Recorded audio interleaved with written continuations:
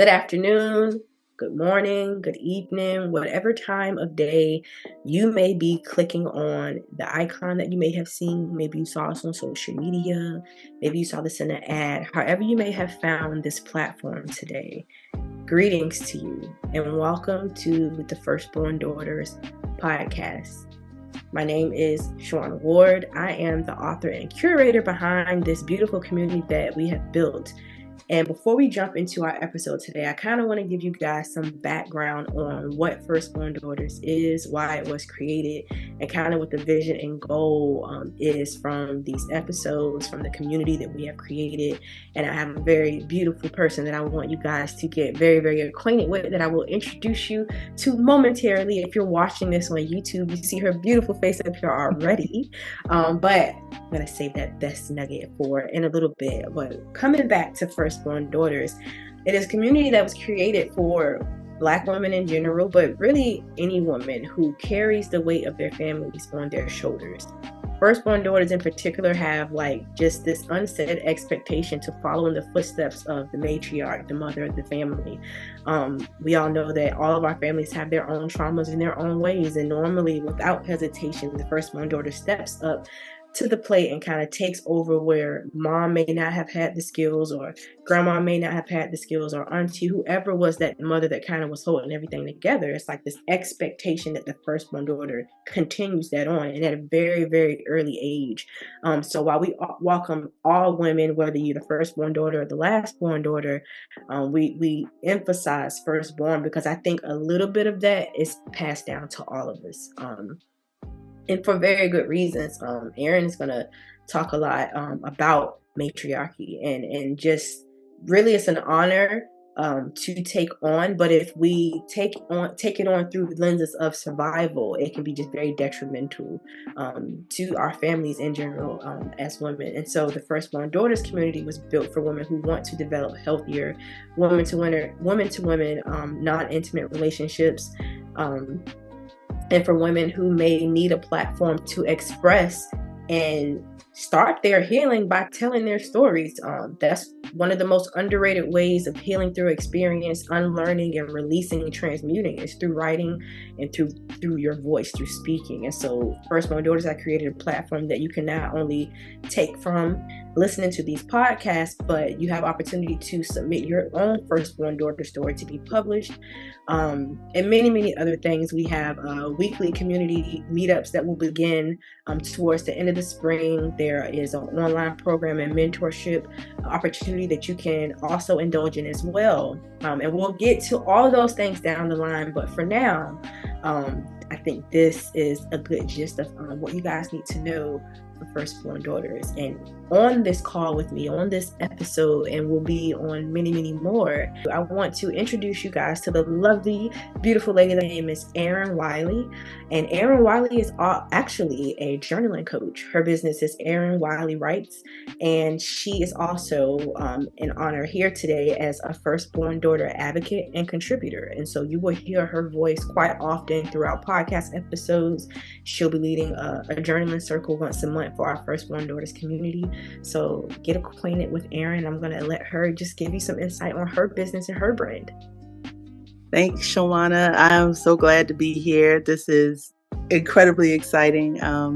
Like you said, my name is Erin Wiley. I am a poet and author, and journaling coach is kind of a new identity I've claimed for myself through my brand, Erin Wiley Writes. My mission is really to use writing as an instrument for spreading more love and more peace and more healing in the world. And so getting an opportunity to be in community with you and other women who are sharing similar circumstances and are looking for ways to heal and to grow and to expand and to support each other.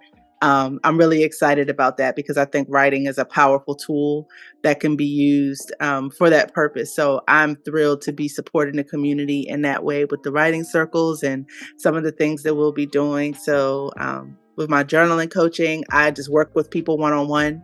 If they want to write, if they want to use writing, but don't know where to get started, that's where I come in. I get to help them kind of develop their own practice that suits them best. I do workshops about journaling. So all the ways that people can use writing for mental health and expansion and self-love. That's what I'm about these days. So I'm excited to be participating and be part of the Firstborn Daughters community. I am part of that group anyway. So I'm just glad for the opportunity and glad to be on with you today.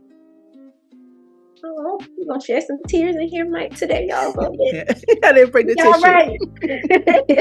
Right. But as you guys can see and just hear, just in her passion behind what she does and why she does it, why she's here. One of the reasons why I feel like Erin and I gravitated towards each other so naturally, to give background, we met at a retreat that myself and one of my business partners, Mahari, put together. I think was it last year?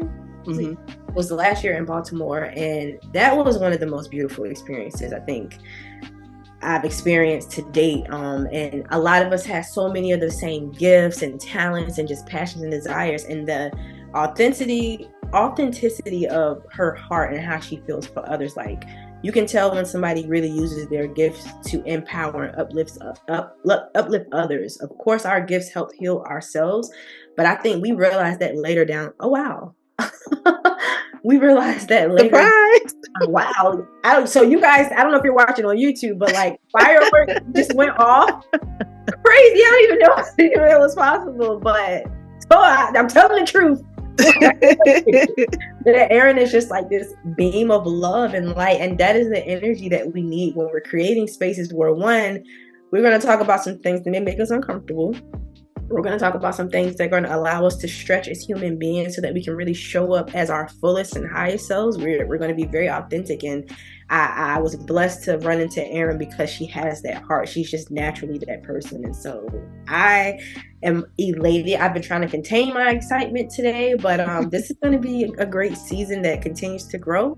And so, yeah, we're going to hop right into the vibe of episode 1. And do you wanna say what our theme is today, Erin?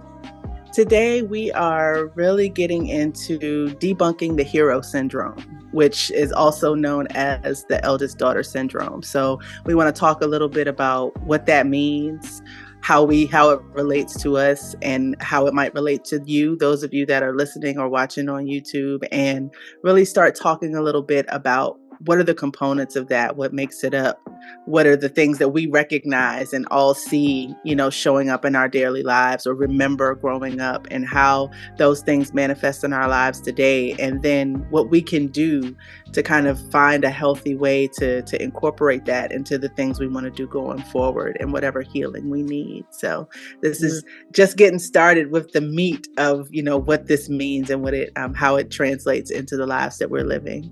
Yeah.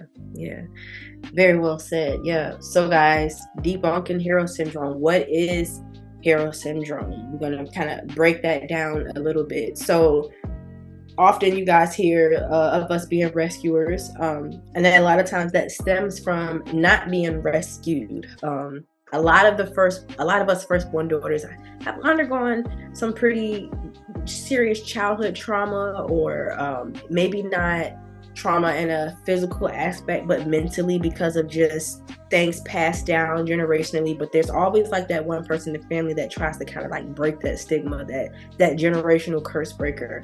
And so sometimes it's not always the smoothest or the easiest, because we take on the hero syndrome, and that is the need to rescue because we were not rescued. And so that starts with family. It starts with, if you have siblings, I need to protect my siblings. I need to make sure that I stand in the gap for whatever space my mother figure or my mother was not able to show up as.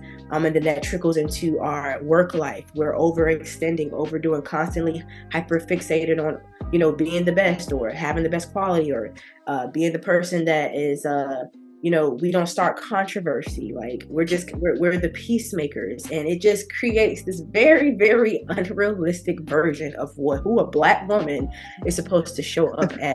And so if you're anything like Erin and myself, you start having children, you find a partner, and we think that have been doing all the right things to flow into life, just to find that there's so much we have to unlearn. There's so much we have to undo, and there's so much love and grace that we never filled ourselves with because we were so busy thinking that our job was to pour into everybody else. And the one thing that mindfulness and wellness, if you guys have been following me previous to this platform, you guys know that I'm a meditation specialist and a wellness practitioner outside of that. One of the things that has really helped me realize is that I am no good to anybody if I'm not giving myself the same energy. Not the little bit of energy I got left after I've done everything, but it makes it easier for me to be the citizen that I want to be when I'm being that citizen to myself. And so that's why you're going to always hear us say self-care is not selfish. Like, if anything, it helps you naturally be the things that we're striving to be every day. That in a nutshell is the hero syndrome, and we thought it very important to shine light on that in this platform, because we have to kind of debunk that mindset. We have to really walk into what healthy boundaries and healthy ways of showing up for the people in our lives and ourselves is, unpacking that trauma, and also releasing that notion that kind of also attaches itself to you, that you're not good enough unless, and I put ... after unless, because that could be anything. Unless I'm constantly showing up for the person in my family who self-sabotages, is constantly being the one to rescue. I'm not good enough unless at work I'm hearing this type of validation. There's always a stigma on if I'm enough. Am I lovable? And from there, Erin, I'm curious, do you have any personal experiences that you can expound on where you felt like you weren't good enough, and so you found yourself constantly trying to show up and show that validation or receive that validation? Do you have a moment that maybe you don't mind sharing with our audience? And I'll go after, where you felt like it was absolutely your job to be the hero in that situation. What unrealistic expectation do you feel like you've had to unlearn? It's interesting because I almost can't even identify like a specific instance. It's almost like my entire makeup is shaped that way, where, and I come from a very incredibly supportive family, supportive, loving. Like, I never got the sense that my family didn't make me feel like I wasn't good enough unless, those types of things. So I'm blessed in that way.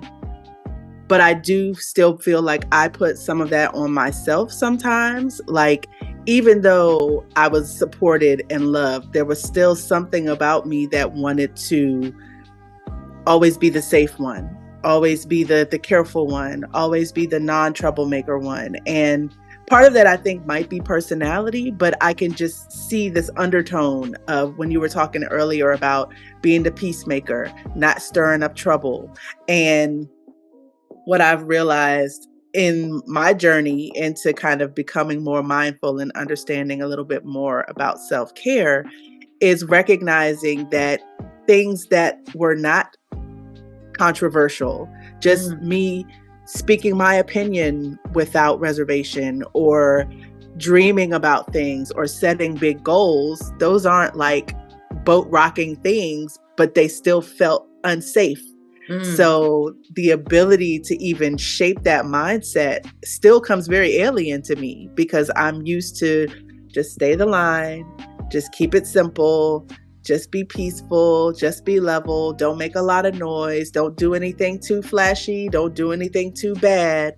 It's just like this undertone of averageness that I carried a lot throughout my childhood. And it wasn't really until, honestly, my husband was the one that was kind of like, why do you think you're average? Like, what does that even mean? And just having people around me that really started seeing more of me and expressing that to me. Like, because again, nobody bashed me. I was fine. I was good. I was quiet. I was the one that didn't rock any boat. So it was good. But it wasn't until people started pouring more on top of that, they started sprinkling a little bit more sugar on that. Like, well, yes, you're good, but you're actually great. You're actually exceptional. You're actually special. And this is why. And kind of stepping into that has been a journey. And I think one of the things that doing this in community makes so powerful is recognizing that it's a journey and it's not going to be one day. even though we all feel the exact same way, we're not going to have the same pathway to healing. Yeah. And I think the joy of being in a community safe space like this is it's unparalleled. Like there's no way to really measure how valuable that is. So I'm excited to be doing some of this healing myself and to be, you know, alongside you and others, because I think it's so important for us to support each other. Absolutely. Absolutely. I know at one of my part-time that I do working from home, they do your first year, these quarterly check-ins. And they, you know, a lot of it is them wanting you to kind of evaluate yourself, which I think is very powerful. Like, how you see yourself different from the past 3 months when we came into contact with each other. And that's one of the things that I've taken away from the last couple of places that I felt like I worked for. A part of the Firstborn Daughters community is that we quarterly check in with each other, as well as accountability. Like, how have you been nurturing yourself, sis? Have you been paying attention to yourself over the past 3 months? What progress have you made? How can you give yourself your kudos? Where do you see your growth? And then even allowing your sisters to empower you and how they've seen you grow. I think that is so important. How do we flow out of the hero syndrome into balance? I think a lot of that has to do with understanding our next point, which is the timeline of the matriarch. And so I'm going to kind of let Erin guide us into matriarchy, what it is, and how it kind of correlates with like this firstborn daughter syndrome. Yeah, so when we first started talking about this, the word matriarch resonated very heavily with me. And, you know, I mentioned earlier that I come from a very incredibly supportive family. And in that family, I am blessed to be one among a line of very strong, intelligent, beautiful women.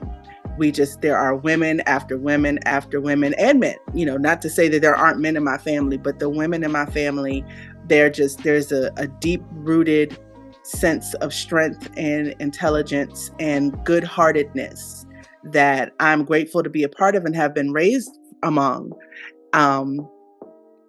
But I think, like you said, most families, there is that one person. There's a big mama, there's an auntie, there's a grandma, there's a somebody, that person that their house is always home. For every holiday, for every whatever, like their house was the one that you went to. And what I've seen, you know, over the course of the years is that, you know, that matriarch was originally of my grandparents' generation. And when she passed, it's like, okay, there were several women that were kind of the next generation. And it's like, okay, they all have the tendencies, but there's always that one that has the house. And that house is the one that everybody gravitates to. And in my case, it happens to be my mom. So it's like my mom often feels like the next matriarch of the family, even though she and her cousins are very close, and they also share a lot of responsibility and a lot of that spirit of matriarchy for the whole family. Then you come down to my generation, and there are several, again, female cousins that are the same generation. And we've kind of had conversations about, you know, our parents are getting older.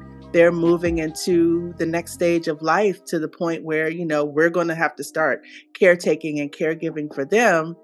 Are we ready for this? Like, who's next? Who's going to step into and be that next person that becomes the matriarch of the family? And there's this pressure. Like for me, I say all the time, like, I'm not really all that domestic. Like, I'm not the cooker in my household. But praise Lord for my husband, because he is the one that does the cooking. But it's like, well, I can't be a matriarch if I can't cook. Like, I mean, there's just all of these thoughts. Like, my house can't be the one. It's not that big. It doesn't have all of these fancy, you know what I mean? You just get into this mindset where what you saw as so nurturing and wonderful and warm for you, you feel a responsibility to be able to provide that to the people you love and care about. And therefore you compare your way of being to those that you came after. And if you start getting into this situation where it doesn't measure up, that's when you get into the negative self-talk and the expectations and all of those pieces that we start inflicting upon ourselves. You know, so for me, that matriarch timeline and identification of, well, which one of us is going to be the matriarch of this generation. It's a weird place to be in. And I've had similar conversations with my cousins, and we're all looking at each other the same way. Like, does it have to be one of us? Like, do we have to pick one? Like, can we bond together and figure some things out? So it's an interesting dynamic that I think, it's unavoidable, because as your elders pass on, there's always generational things that come up. But when you start getting closer to being the oldest generation, the pressures are a little different, I think. Idealistically, I think that would be beautiful. Like, we're all going to split the shared responsibility. And I've seen in movies, and I can't say just in movies, I've heard that there are families that are able to do it. So I wanted to ask you, do you think, I don't know, I feel like there's still always that one, though, that just kind of inevitably kind of just takes on, like, whatever, like, the leftover is. It's always some trickle. There's always some trickle. So do you think, in the way that time is shifting, the way that we're redefining what families look like in America, there's so many changes. Do you think that there's room to even explore that? How does this become balanced? I think at all. Yeah, I think a lot of it depends on the specific family and relationships. Like, I'm blessed to be very close to all of my female cousins. Like, we're really more like sisters. So we have a dynamic that would make something like that possible, I think, but everybody doesn't have that. So I think the possibilities really depend on the nature of your family. And I think if you don't have that dynamic, it almost feels like, I can't think of the right word. It's like if everybody else taps out, who's the last person to tap out? Right. You know what I mean? Because if everybody else is like, I'm not doing it, who didn't say it fast enough, and therefore they're the one left holding the bag? I think that's what we get into. And then you get into those messy things. You see it a lot, I think, when, like, people pass, and you hear about how sometimes families just go not good trying to resolve things. Yeah. Literally my family. So I love this dynamic, because I feel like we're going to be able to feed each other, because Erin can help me give advice as somebody who has an environment where it could potentially be cultivated to where it's not existent on my side. And the matriarch of my family was my grandmother. She just passed year before last. And that happened. Family just kind of, it was already like literally on the ends of the branches. And once she passed, it was like that peacemaker. I said at her funeral, I think we're all really going to took for granted, and are going to realize how much the power of prayers really kept us individually and collectively. And it definitely was felt. So, I don't know if we'll have time to dive into it this episode, but I really want to give some resources, or even just some insight to the daughters who may not necessarily have the support they need in their direct family.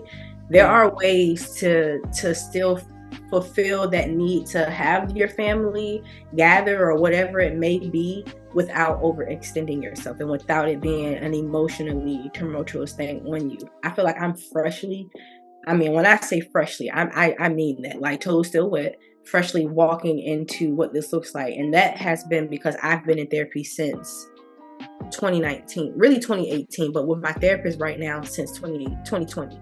And so again, I'm emphasizing 2020 because those sessions leading up to now had to occur before I could get to where I was. But being connected with beautiful women like Erin has helped me understand matriarchy is a beautiful thing, though, when you're healthy to take on the role.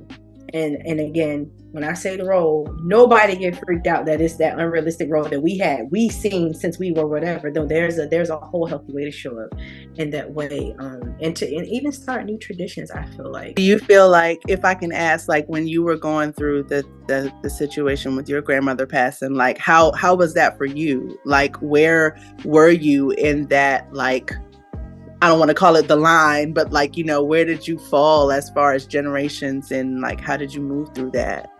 So before I divorced, when I was married, I was still heavy trying to like keep everybody together. But again, my family comes from very like just the conditions we grew up in very much so affected our mindsets and the way that we function. So it was very toxic while I was doing that. So it's different when the people that you're pulling together are in healthy spaces too. And so I kind of completely just stopped when it got to the point where not only was I burnt out from trying to keep my family together, my family was falling apart because it was built off of whatever thoughts I had in my head coming out of that my immediate family situation. So at this point in my life, I had completely said, I cannot be any good to anybody. I need to figure me out. I was divorced, had been divorced for about 3 years, living in Richmond. I had just really started grounding myself in my mindfulness and my teachings as far as yoga, my meditation, all the things. And I was at a part where I was shifting again. I had left my 9 to 5. I was completely working for myself. And she got sick. And so while I feel like I had done repairing of me and my child's relationship, I wasn't thinking about my family around me at all for me. Like it was like all about me. I can't help them. I've tried. I'm gonna help who I can help. Not even, and that wasn't my motivation, but it was a part of me and I didn't realize it. So coming back to that, I was the only person available to care for her when she got sick. So I moved from Richmond. I came back to the 757 and she passed the next day. Wow. The next day. When my dad asked me, it was natural, and I was like, I have to do it. I feel like I'm supposed to do it. Regardless to admit me completely dropping what I was supposed to do in Richmond, because I had my own stuff going on up there. It was like, who else? And it was so crazy because months before, God asked me, I was praying one time in meditation, and he was like, if time and money wasn't a factor, what would you do? And I said, spend more time with my grandma. Wow. And it literally just like that. She waited for me to come home.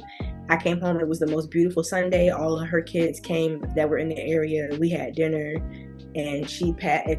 If you are gonna pass, that's the way that you pass. But I actually helped her pass through. Like, I was with her by her bedside, and it felt energetically like she transferred something to me. And from that moment, I've been joking with my dad and telling him that she jumped in my body, because that part of me very much so woke up again. And before I not the thumbs down, Zoom is Zoom being really shady. How do you cut that off, Zoom? Oh, I don't even know what it is. Y'all, that hurt my feelings. Like, but the lessons, I was living with my dad up until I moved into my space I'm in now. And it was, okay, yes, you understand the role you play in your family's lives, but are you going to keep showing up in an unhealthy way? So it was like, enforce those boundaries. You cannot overdo. You don't have it to help them do this. I tried to launch this community 1.5 years ago, before I moved to Richmond, and it wasn't time. It was time now. And again, no coincidence that I connected with, a soul such as yourself, because it is that balance. It's like, you know what I mean? So I'm excited for our listeners. I'm excited for the ones that are coming from maybe a background that may be similar to mine, and for the ones that are coming from a background that's similar to Erin, as we all just pour and feed into each other. I'm excited now that I'm in a more grounded space spiritually of like what patriarchy looks for me, because I see how it's like creating miracles in my like direct relationship, like with my son and in my own personal life, because it's coming from a healthy place now. So I think the healthy part, there's still a lot of things that I have to learn, and I think one of the reasons I gravitate to you is because you just give off this vibe of whatever I'm doing, I'm trying to do it in a healthy way. And I think that is something that many of us aspire to. And, we have all of the good intentions and right ideas, but the implementation, like I told you, like I was like, I reached out to you because you're living the life that I want to live. Like I can see you walking in your gift and your purpose of pouring into people and doing it in a healthy way. And I'm like, that's what I'm after. So I think it's awesome for us to be able to connect and pour into each other and pour into others. Because I agree. I think we are very like-minded and like-spirited in that way. So this is gonna be fun. It's already fun. I must say it's so juicy already. I'm like, gosh. But guys, I think we got pretty in depth for episode 1.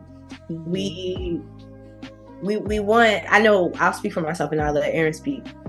We want for you guys to feel like those things that we kind of don't normally talk about in groups because it could be taboo, or maybe we're just not as comfortable like expressing certain things because we don't have that environment, or it's never been said in our support groups. Like, this platform is where we want you guys to feel free to express that.